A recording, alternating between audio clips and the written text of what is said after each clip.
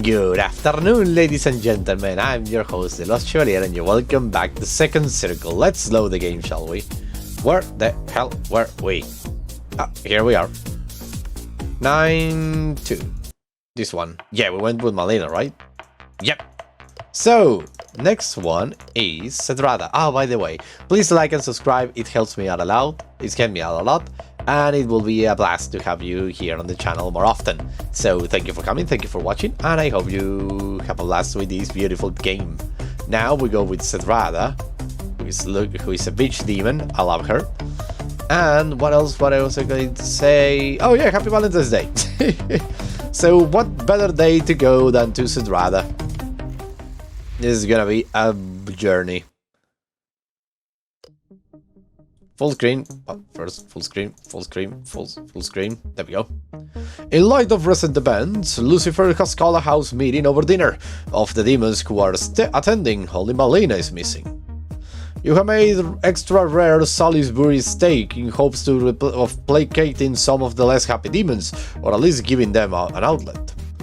The gnashing of meat does little to dissuade the Queen of Hell, whose voice cuts through the commotion like a knife. I have brought all of you together tonight to speak of an important issue. As many of you know, Lucifer inclines her head towards Severus, who does not meet her gaze, or in some cases have witnesses firsthand. The former archdemon of greed, Mammon, has been spotted in the area. Mammon is one of the 4 dethroned lords of hell, expelled by justice and I some 600 years ago. That's a little time. I was hoping it was a long time ago. But that will make sense. 600 years ago weapons exist, and if Malina was shot by a weapon that was only seen in the mortal realm, it was probably a flintlock gun, probably like a musket or something. So yeah, 600 years ago makes all the sense. That was back in the good old days. I remember I took on Abaddon the Slothful in a winner-take-all punch-out.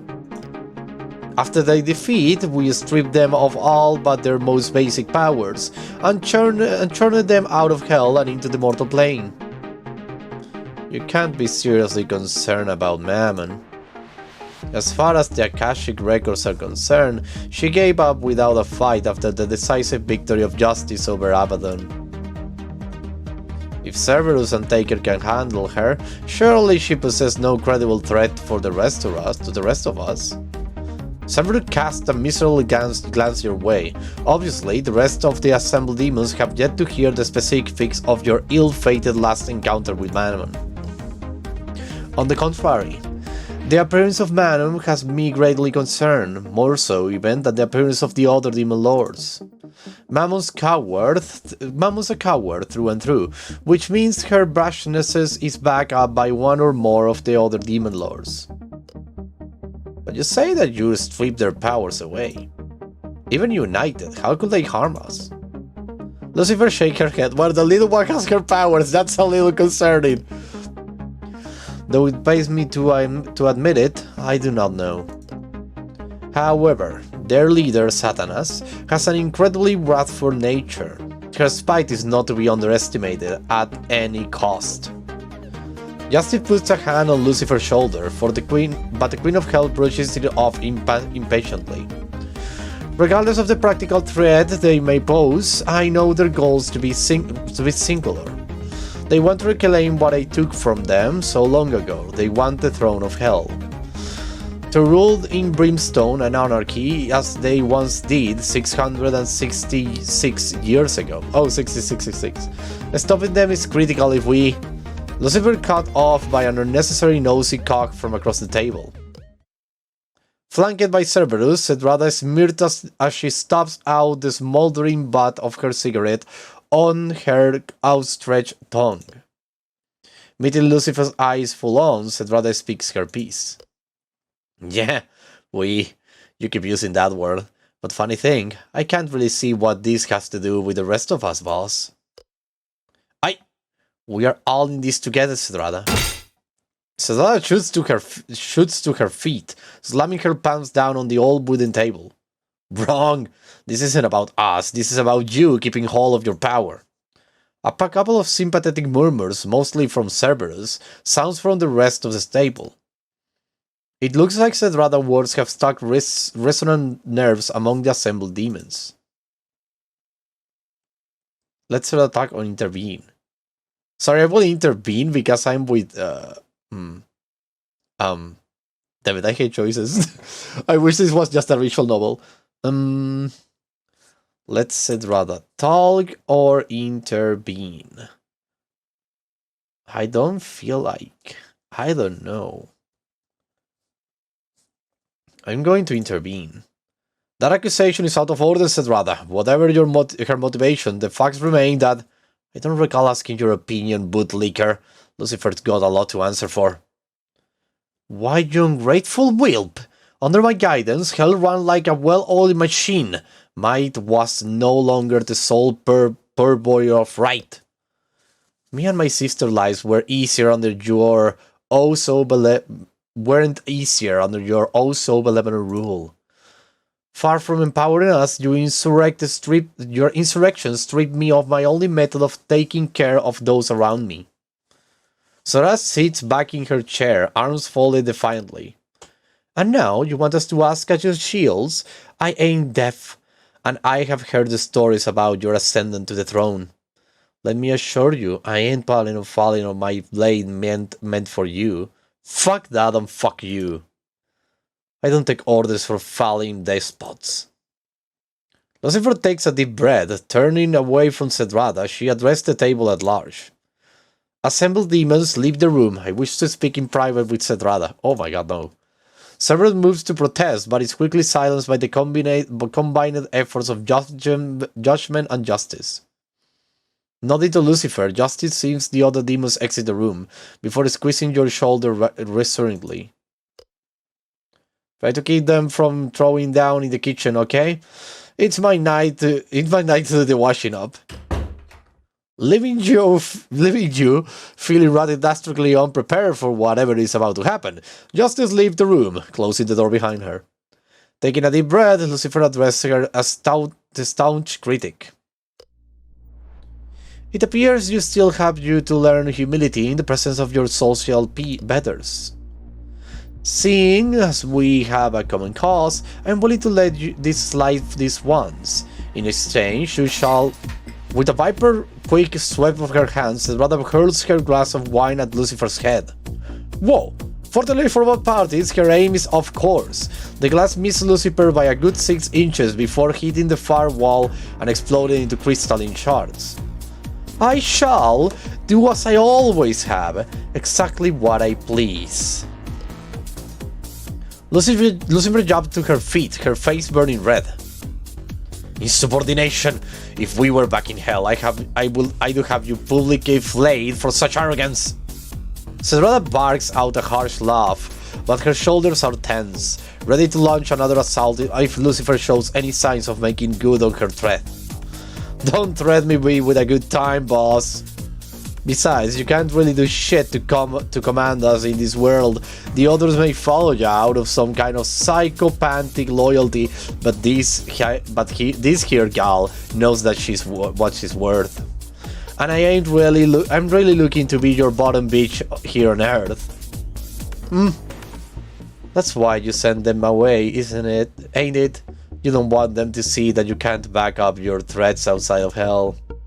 You are clinging on the hope that either their fear or respect of you is enough to keep them in line. Well, I got bad news for you, Queenie.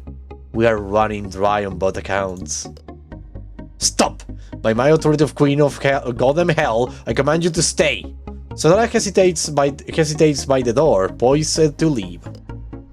Shrugging, she turns around to launch one final acerbic barb at Lucifer before turning once more and departing.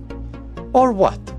If you couldn't stop me, you'd have done so already. Ciao, losers!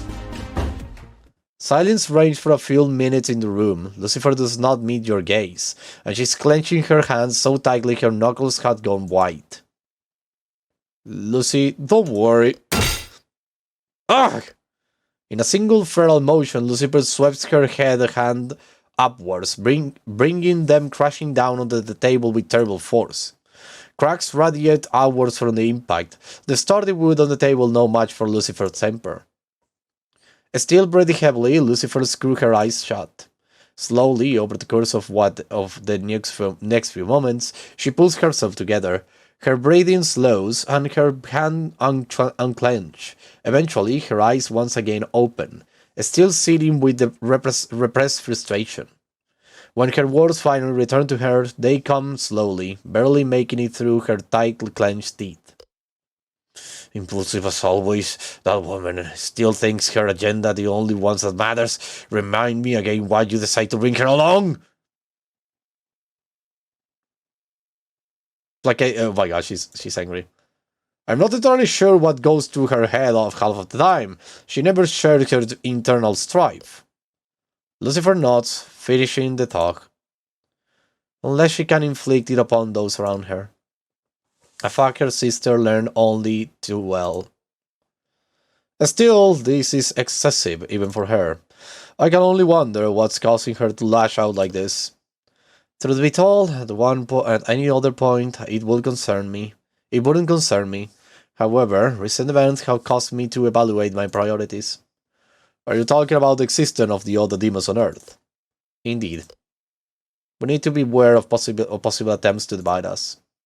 And though it pains me to admit it, we need Zdrada on our side if it comes to blows. We are in agreement then. She needs to be brought around. I will talk with her and learn what I can. Perhaps there is more to her current state than we realize.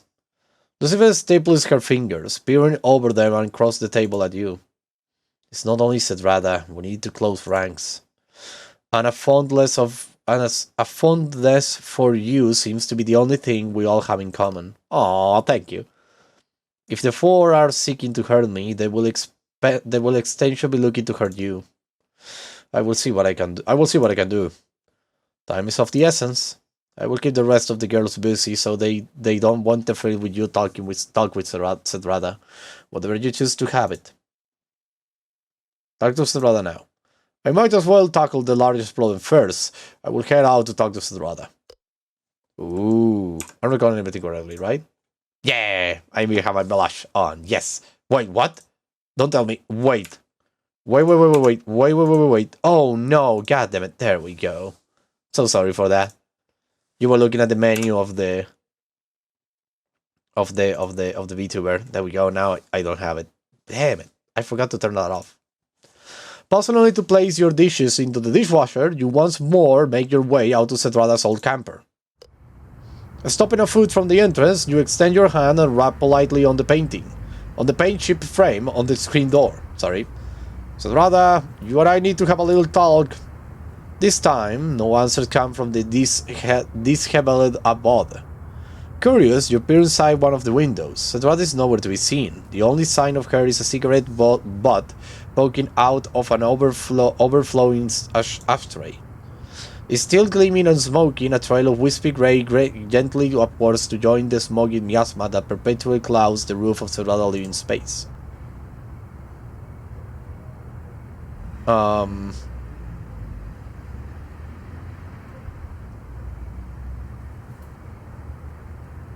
I don't know, I want to show her respect, so stay outside to wait for her, I guess. Maybe she's inside, actually, so let's enter to look for her. Zdrada, wincing at the squeak the rustic hinge make, you push the door aside and enter the camper. You pick your way over the carpet and kick knacks and rubbish, investigating what little mystery the camper can hold. It doesn't take long before your initial suspicion is confirmed. Zdrada is absent from the camper. You poke around a little more, looking for any clues to her current location, when something catches your eye. A covered object, roughly the size of a small tea kettle, is standing at the center of an unusually clear table. Curiosity overcomes you, you turn towards it, reaching for the small sackcloth obscuring the item from your view. Without warning, a horrible screeching sound, like something cutting through sheet metal with a pair of scissors, thunders through the cabin. You throw yourself to the ground, trying in vain to minimize the sound by clapping your hands over your ears, but the horrible sound pierces right through your hands as though they weren't even there. lashing you with wave after wave of noise. Then, as silence started, the sound dispersed, leaving the room in relative quiet. 5 deep marks have been grounded into the window of the camper. The parallel lines have been cut deep into the glass, almost as if. With drawing comprehension, you put your own hand up to the markings, comparing them. The cuts mirror your fingers in shape, if not in size, confirming your theory. Someone or something has raked razor-sharp nails down the side of the camper. Out in the darkness, something moves. From the edge of the clearing, a black shape emerges. By now it's too dark to make clearly out the object, but whatever it is, it suddenly begins moving towards the trailer at a breakneck speed. You fumble around the cabin, searching for something, anything to use as a weapon. You pick up a folding chair and, holding it as like a professional wrestler, prepare to brain whatever ravenous monster is about to enter the camper. Jesus! Zdrada bursts through the door, diving on the ground just in time to avoid your impulsive swing with the chair. Rolling over, she kicks the door closed with one boot, before crawling up the frame and slamming the deadbolt into place. She looks up to you, breathing heavily, and gestures at the chair still gripped in your hand. Never would thought of using a chair for roleplay. You crack me up, Taker. Zdrada, I'm so sorry, I thought you were.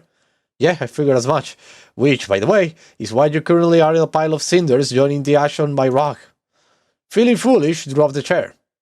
Did you see anything out there? No, but I should as hell sense it. Something big's out there, in the woods. I ain't one to shriek from a fight, but...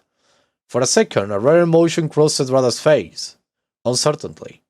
The expression disappears as quickly as it has arrived, and Zdrada closes her eyes, as if listening intensely. After a moment she speaks. I don't sense it anymore. Whatever it was, it's gone for now. No point splitting hairs over it. Striding over to the card table, Zdrada plucks a covered object from the surface, sliding under her bed as she moves to join you on the floor. Offering no explanation, Zdrada lights herself a cigarette, now at ease. So, what brings you out to my home this time? And if you say it's because of Lucifer, fair warning, I'm gonna hurl. I came to see if you're doing alright. You have been far more aggressive and, well, Zdrada than usual. Huh? What can I say? I have a reputation to maintain. Which is exactly why I'm here alone. Plausible deniability. No one to corroborate my story, so why don't you spill the beans, Zdrada? What have you been keeping secret all this time? Zdrada looks at you, exuding an emotion you can't quite place. She takes a long drag on her cigarette, puffing out a cloud of smoke before she replies. Fine. You want to help so bad, I ain't about to stop you, but this stay between the two of us. If just one person in the house hear about this, I will light a pandemonic and tell her you whack off into her morning coffee. That is the nuclear approach, yes, but I promise, what happened in this trailer stays in this trailer. Satisfied with your answers, Zdrada turns around, rummaging around under her bed for the objects she had so recently stowed away. After a moment of grabbing for it, Zdrada extracts herself from under the bed, a small ugly pot clenching gently between her hands. Inside the pot is a familiar pink leaf shape. That's the cactus we got from the gardening center, but I thought Malina threw that away. Zdrada lets out a short hiss of frustration. She did. After the two of you went to bed, I went to fish it out of the trash. I mended the pot as best as I could, but... oh my god, this is so sweet. Zdrada turns the pot to catch the moonlight filtering through the shutters. In the light, you can see the cactus is missing a significant portion of its stem. Yellow veins cut off from the water source, run outwards from the mangled base of the spiky plant. I don't think I can fix this. Oh no. Head lower in something resembling shame, Zdrada extends her arm, pressing the pot on you. Fix it, please.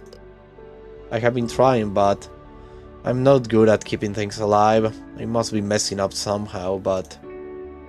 you can save it, right?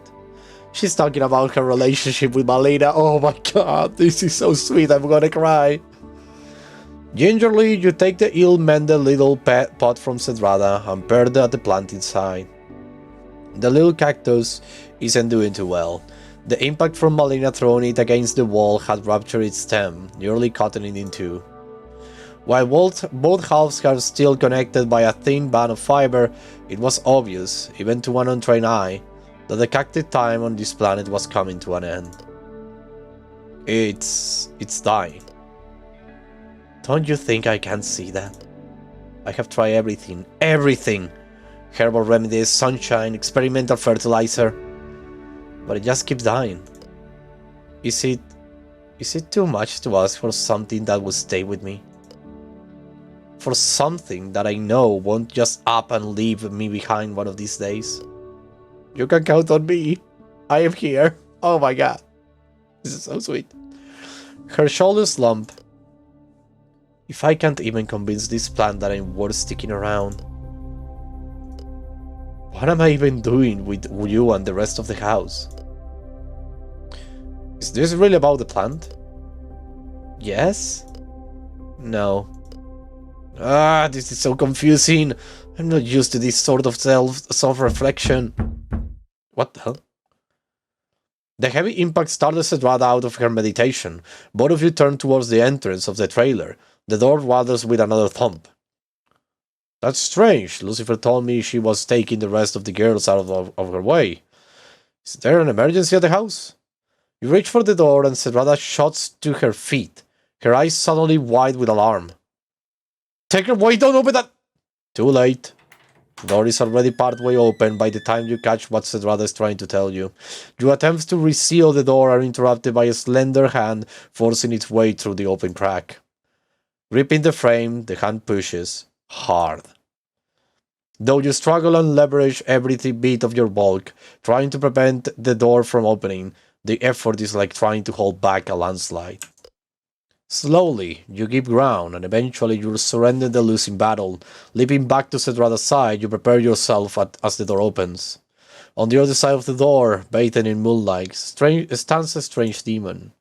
The first thing you notice about her is her size. She is full head shorter than even Malina, making her the smallest demon you have seen by far. The second thing you notice about her is her horns, rigid and thin. They stick straight up from her skull like skewers, partially making up the height differential. The strange demon smiles an altogether too wide smile, and lightly skips over the doorframe. Oh shit, no! Thanks for letting me in. I have been trying to get your attention all night. Who are you? And what are you doing in her house? The demon sneers at you before lowering her knees and courteously to Zdrada, her face a porcelain mask of false innocence. I'm Belphegor, but my friends call me Bel. That name sounds familiar. Suddenly it clicks. Lucifer mentioned your name. You're one of the deposed lords of hell. Oh no. Belphegor wags a finger at you reproachfully. Up. Introduce yourself to a lady before you start groveling at her feet, Gorilla Man. Who does this brat think she is? Helltaker, the hell is silence. And I'm... Zdrada is cut short by Belphegor, who twirls excitedly on the spot. Zdrada, I know. I used to turn into your fights on the Hell of Vision. You were quite the pit brawler back in the day. A girl after my own heart. Really? Thanks? You aren't liking this. Every moment Belphegor speaks, talking is a moment a trap could be closing around you. You decide to get to the point. Come to deliver some kind of threat, then. If that was the case, you should have brought the rest of your cronies. Don't need them. I'm more than enough to take all of you guys on. Striding forward, Zdrada leans over, patting the demon on the head as one would a precious child. You can't lie to us. We know you are just a shell of the demon you used to be, Shortstack. Oh my god, who's calling me? No, not now, not now, no, stop, no. There we go. So why don't you take this comedy routine and mosey on down the road, huh? Belfegor reaches up and lays a hand across Zdrada's wrist, gripping it closely. I will say this once, cause I'm nice. Don't make fun of my size. Her fingers tighten and Zdrada winces, before Belfegor gently removes the taller demon's hand from her head. Belfegor beams up at Zdrada, as if nothing had just happened. I'm here because I want to offer you a deal of a lifetime. Wouldn't a deal be more mammoth Stitch as the demon of greed? Belfegor's nose wrinkles, as if she just smelled something particularly unpleasant. More like the demon of being a crybaby loser. Once more, Belfegor plastered a cheery expression on her face, and she resumes her pitch. You are a woman of impulse, freedom. I like that. Why don't you dump Queen Beach and the incredible Gorilla Man and come back up with me instead?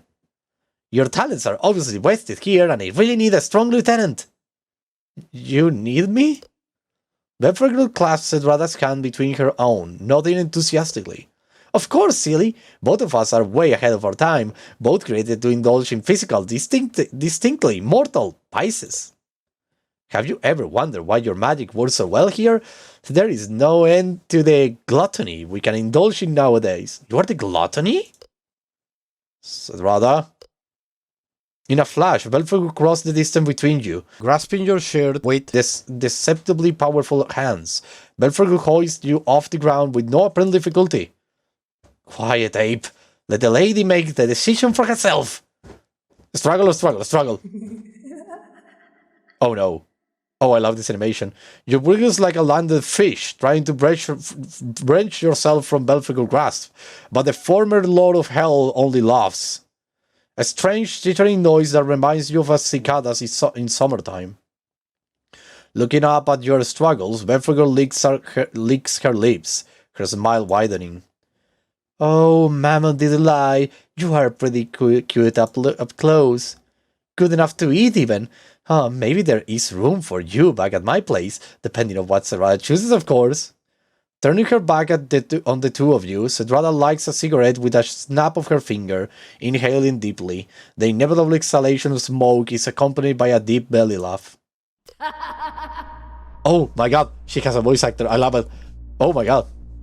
You think you can just waltz in here with the holier-than-thou attitude, manhandle my man, and expect me to just bend over and take it?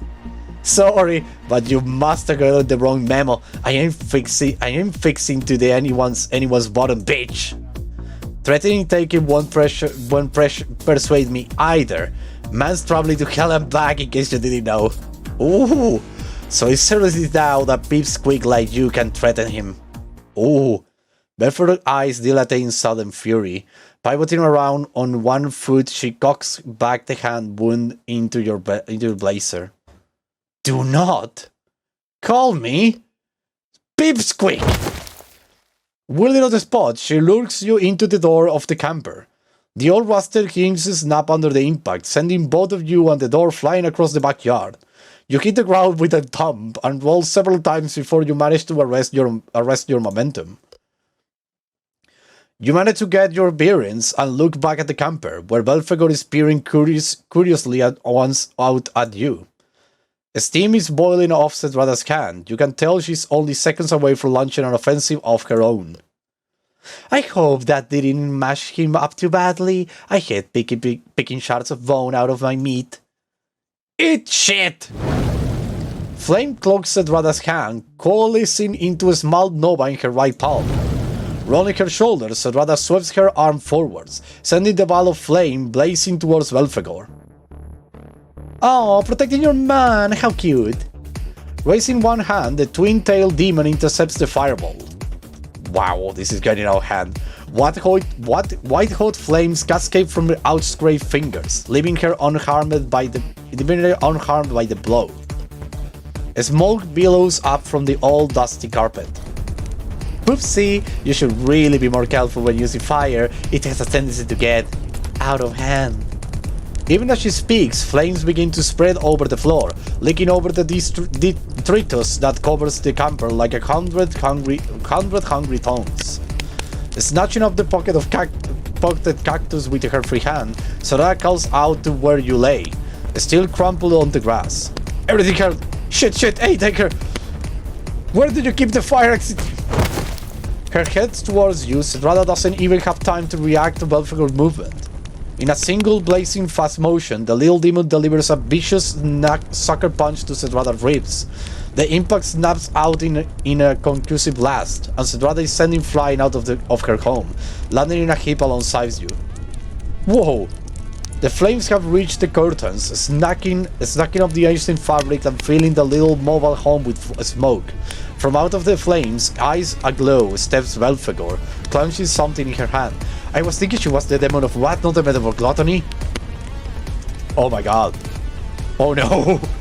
As she stalks towards you, ashes with her silhouetting against the inferno the camper has become, she sings to herself. Poor little taker, gonna meet your maker, a wonderful treat for Belle to eat. Kneeling down, Belphegor picks you up by your hair, appraising your condition with a practiced eye. Normally prefer my snacks post-coitus, but you don't look like you are in any shape to put on a good show. What the fuck are you talking about? You're crazy. Her mouth gapes wide, revealing rows upon rows of razor-point teeth. Bon appetit! Belle, hold on a minute! At the sound of the voice, Belphegor growls in irritation. Turns from you, she turns back to address a familiar figure lounging against the burning trailer. Oh, the weakling wants to step in and stop me from having my fun? You are welcome to come to try it, Mammon. We have new orders from the boss. She says the man might be useful in negotiations. He's off limits, Belle, at least for now. Belphegor relinquishes her grip on your hair, letting gravity carry you none too gently to the ground. Fuming, she spins to face Mammon, seizing on her motley coil. Belphegor hoists the lanky demon into the air in much the same manner she did to you. What the frick? Your leash is beginning to chaffle, Mammon. Let's not forget who calls the shots here, Whoa, easy there, comrade mine. Let's just put Mammon down. Nice and gentle now, okay? I won't intervene again, you have my word. Please put me down, Belphegor. Belphegor smiles sweetly at the suspended demon, and you see her knuckles white as she tightens her grip. Groveling, really now? Have you no pride as a demon? And to think I once considered you an equal. We can all be blessed with your remarkably indiscriminate taste, Belphegor. The rest of us prefer quality over quantity. Is that so? And this revelation comes from a do-nothing loser with no knowledge of either, so I just know it can't be trusted. Be that as it may, is it really worth pissing Satanas off just for a moment of indulgence? With a snarl, Belphegor drops Mammon to the ground. Turning back to you for a moment, you think she will lunge for you to finish the job, but Belle eventually appears to assert some manner of control over herself.